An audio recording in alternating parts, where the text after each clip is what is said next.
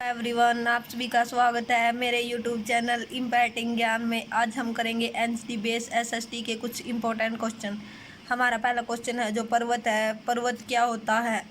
पर्वत जो है पहाड़ी वह स्थलीय भाषा है जो आसपास की भूमि से ऊंची उठी होती है। जो 600 मीटर से अधिक ऊंचाई एवं खड़ी ढाल वाली पहाड़ी को पर्वत कहा जाता है। उसके बाद है हिमानी क्या है। ऐसे पर्वत जो हमेशा जमी रहने वाली बर्फ़ की नदियाँ होते हैं उनको हिमानी कहा जाता है। अब हम पढ़ेंगे जो पर्वत श्रृंखलाएं हैं। जो एशिया है उसकी पर्वत श्रृंखला हिमालय को कहा जाता है, और जो यूरोप है उसका है आल्प्स है, और जो दक्षिणी अमेरिका है उसका एंडीज। ये इनकी पर्वत श्रृंखलाएं हैं। जो पर्वतों पर खेले जाने वाले खेल उनके नाम क्या हैं। Paragliding, hang gliding, river rafting और स्कीइंग। उसके बाद हमारा अगला क्वेश्चन है पर्वतों के कितने प्रकार होते हैं। पर्वत के 3 प्रकार होते हैं। सबसे पहले आता है हमारा वलित पर्वत, हिमालय तथा आल्प्स से, और सतह है इनकी उबड़ खाबड़। हिमालय और आल्प्स से ये पर्वत वलित पर्वत कहलाते हैं। और ये कैसे होते हैं, इनकी सतह होती है उबड़ खाबड़, और इनका शिखर जो है वह शंक्वाकार का होता है। भारत की जो अरावली श्रृंखला है, जो अरावली पर्वत श्रृंखला है, वो विश्व की सबसे पुरानी कौन सी श्रृंखला है, वो वलित पर्वत श्रृंखला है। ये इंपॉर्टेंट क्वेश्चन है। जो भारत की अरावली श्रृंखला विश्व की सबसे पुरानी कौन सी श्रृंखला है। एक तो ये विश्व की सबसे पुरानी है और ये वलित पर्वत श्रृंखला है। उसके बाद आता है वर्षोत्तर पर्वत। ये दूसरा पर्वत होता है। जब बहुत बड़ा भाग टूट जाता है तो ऊर्ध्वाधर रूप में विस्थापित हो जाता है तो वो ब्रोंज पर्वत कहलाता है।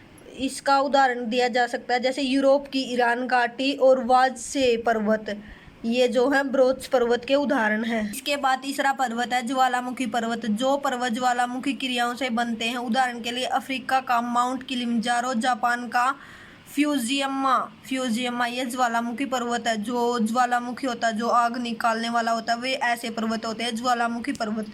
उसके बाद आता हमारा क्वेश्चन जो लोगों ने प्राचीन काल में परिवहन के लिए किसका उपयोग किया था। पशुओं का। लामाओं क्या होता है। जो लामा होता है वो क्या होता है। लामा एक जानवर होता है जो कि दक्षिण अफ्रीका का जानवर है। ये एंडीज पहाड़ियों में पाए जाते हैं। जो लामा जानवर होते हैं वो एंडीज की पहाड़ियों में पाए जाते हैं, और जो लामा जानवर होते हैं वो परिवहन के लिए बहुत उपयोगी होते हैं। तिब्बत में परिवहन के लिए कौन से जानवर का प्रयोग में लाया जाता है। याक को। जो याक होता है उसको प्रयोग में लाया जाता है। जो भारतीय रेगिस्तान में परिवहन के लिए कौन से जानवरों का प्रयोग किया जाता है। ऊंट और बैल का।